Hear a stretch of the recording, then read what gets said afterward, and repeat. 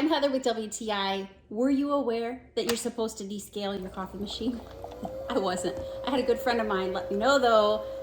So I'm sorry to everyone that I served coffee to before I learned this, but I did find a great 2-pack so that I could start descaling my machine and get it really clean and remove any of the mineral buildup.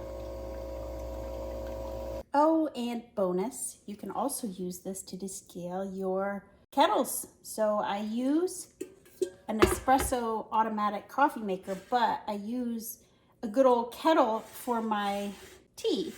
And you can also use the descaler here to get rid of that grime. I mean, look at that. Blech! Gross. Look how well it works. Super easy, so easy. I don't know, well, I know why I didn't know. It's because I don't read directions very well. Maybe had I read about my machine, I could have cared for it better. I mean, I ran the water cycle. I knew I was supposed to be running that, but I really do want my coffee machine to know I love it. And this is how I'm gonna show it. So if you wanna do the same, I definitely recommend it. It's good for it. That's my point of view.